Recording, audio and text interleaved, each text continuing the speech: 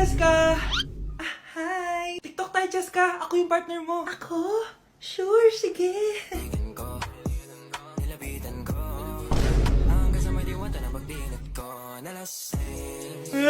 Ayoko na mabuhay! Trigger warning, kung takot kayo sa tahi, huwag niyong papanoorin to. So may nag-comment, bago ko sagutin yan, gusto ko lang sabihin na Happy New Year everyone! Tapos na yung 2024. So, answering the question, ano po yung nasa labi niyo? Tinahi po yung labi ko. Ang ginawa pong surgery sa akin is lip reduction surgery. So, pang 5 araw na to guys, and as you can see, hindi ko na ilalapit kasi baka matakot talaga kayo. Bakit ako nagpa-lip reduction surgery? First of all, siguro lahat naman tayo may insecurity. And kung di nyo napapansin, malaki talaga naturally yung labi ko. Mas malaki yung sa taas compare sa baba. So, hindi siya proportion. Actually, dapat hindi ko na siya itutuloy. Pero may isang bagay kung bakit ko siya tinuloy. And yung number 2 reason ko is palagi ko siyang nakakagat whenever na kumakain ako. So, dahil nga malaki yung labi ko, marami laman sa loob. So, kapag ngumunguya ako, nakakain ko siya. Ang tendency, hindi nawawala yung singaw ko. And lumalaki yung singaw ko kasi palagi ko siyang nakakagat. Imagine, hindi lang isa, hindi lang dalawa ko siya beses nakakagat, kundi siguro mga 5. Ganun kalala. So, dugong-dugo talaga. Kaya tinuloy ko na rin siya para finally mabawasan na yung laman niya sa loob at sana hindi ko na siya makagat in the future. Pero syempre, para mas maging confident na rin ako sa mga pictures. Kung nagtataka kayo kung bakit after Pasko or December 26 ako nagpa-surgery, is yun yung earliest na appointment na pwede yung doctor ko. And yun na yung ginrab ko since kailangan kong gumaling before ako bumalik sa school. Kasi di naman ako pwedeng bumalik sa school na nang ganito yung sitwasyon ng bibig ko. Paano ako magre-report, diba? Ito na ata yung sinasabi nilang New Year, New Me. So yun lang naman guys. Again, Happy New Year. Wishing you all the best in 2025. Babalik na ako sa content ko. Promise, pag gumaling na talaga to. Bye-bye. Huwag niyo ko ikulong! Hindi ako scammer! Itigil niyo na yan! Hindi si nanay ang scammer. Pero nasa bahay na to, ang totoong scammer. Hoy bata, huwag kang mangialam. Wala ka namang ebidensya. Pero nay, alam ko hindi ko yung scammer. Tara na, sumama ka na sa akin. Mga anak, aayusin ko to ha? Babalik din ako, okay? Kung sino man sa inyo yung totoong scammer, umamin na kayo! Nakulong si nanay, di ba? Ate, walang may gustong makulong si nanay. Tsaka bakit kami lang tatlo sinisisi mo? Eh baka ikaw talaga yung totoong scammer. Imbes na magsisihan tayo, Magtulungan na lang tayo para kay nanay. malalaman ko rin ng totoo. Delivery po. Gabi na. May nagde-deliver pa? Kuya, kaninong parcel yan? Kay Susan po ulit. Ha? Paano nangyari yun? Eh, nasa kulungan na si nanay. Aba ma'am, hindi ko po alam. Taga-deliver lang po ako eh. Sige na po. Oh, nasa gitna yung kalaban ha? Hoy, ayusin mo na itong mga damit mo. Ilagay mo muna dyan sa kama. Oh, ayun na! Paano naman ito laman ng parcel na to? Nakakainis, talo na naman. Ano ba ito? Ba't nandito to? Ito ba yung galing sa scam? Sabi ko na nga ba? Ikaw yung scammer! Ate, hindi ako yung scammer. May parcel na dumating at nakapangalan kay nanay. Di ba pang computer to? Eh, ikaw lang naman mahilig mag-computer dito eh. Ano na namang scam ang ginawa mo? Pasalamat ka, menor de edad ka pa. Bawal ka pa makulong. Pasensya na sa ginawa ng anak ko. Pagsasabihan ko to. Basta wag na uulitin ha. Ako na magbibigay sa mga may-ari neto. Sige na. Ang galing mo talaga. Oh, ito. Sino to cellphone? Akin tong pera. Mas kailangan ko to. Galingan mo pang mang scam para mas marami tayong makuha. Bahala sa'yo. Makakaasa ka. Gagalingan ko pa. Nilapitan ko hanggang sa may diwata na pagdinat ko. Nalasing kagabi, ang galing katabi. Hoy! Kayo dalawa! Ano ginagawa nyo ha? Ba't may pakis? Ma'am, ito po kasi usong step ngayon yung may pakis sa chicks. Ayan! Sinasabi ko na nga ba? Puro na naman kayo TikTok! Mga nalalaman nyo! Ang bata-bata nyo pa, may pakis-kis na kayo nalalaman dyan? Mag-aaral nga kayo na maayos. Ang bitter ni ma'am porket walang kalit ng Valentine's. May sinasabi ka ba, Scarlett? Wala po, ma'am. Di na ako natutuwa sa inyo, ha? Number 3, ano ang pinupuntahan sa Bohol? Ma'am, Yes, Cheska. nasa 200 pesos to eh. Resort, ma'am? Anong resort, ha? Chocolate Hills yun! Umayos na kayo, ha? Ano ang pambansang pagkain? Ano yung pambansang pagka... ma'am, favorite ko yan. Sige, Samantha. Napaka-basic naman neto. Tanghulo, ma'am! Pinaglolo ko na ba ako dito, ha? Puro kasi kayo TikTok! Adik na kayo! Ang sarap kaya nun, ma'am. Try nyo kaya. Ang pambansang pagkain natin ay adobo! Hindi tanghulo! Gawin kitang tanghuli dyan, eh! Okay, kakalma na ako, ha? Ang makakasagot neto, perfect na sa exam.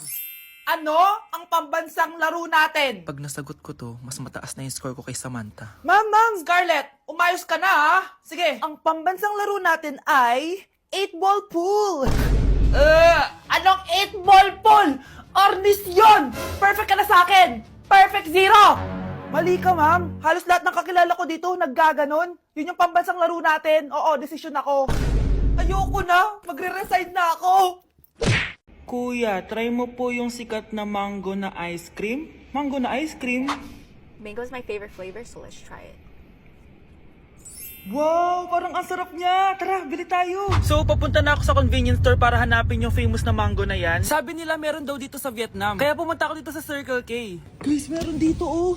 Hello, kompleto. Guys, excited na ako matry ito. Bilhin na natin. Grabe, napakamahal naman ng mga yan. Ayan guys, binili ko yung mango, yung lemon, tsaka yung peach. Eto na sila. Tikman na natin. Unahin na natin tong si mango kasi ito yung pinakasikat. Sirain ko na. Wow! Mukha talaga siyang mangga in real life, guys. Tapos dito siya hahawakan. Okay, unang kagat.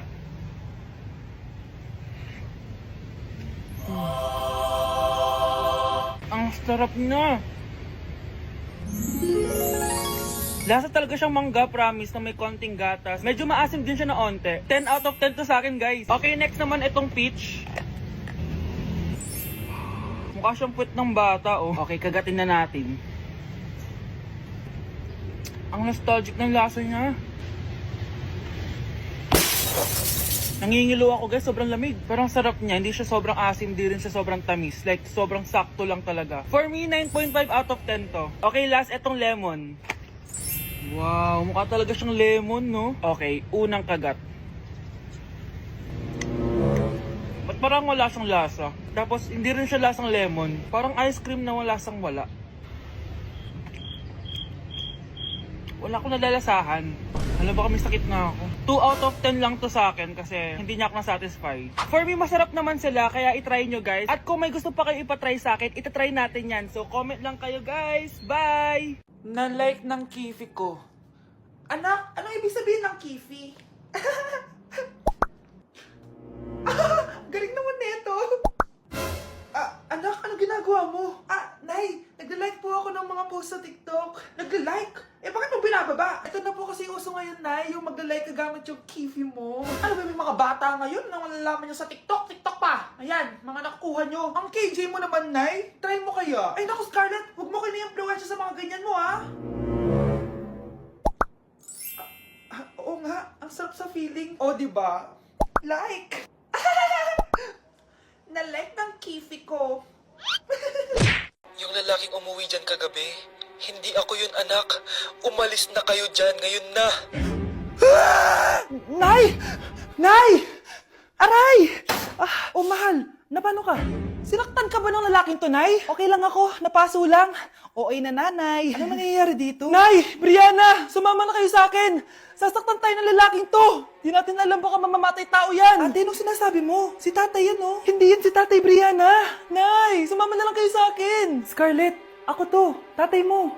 Ba't parang di mo ako kilala? Gutom lang yan, Scarlett. Tara na, kain na tayo. Bahala kayo! Sige, huwag kayo maniwala sa akin!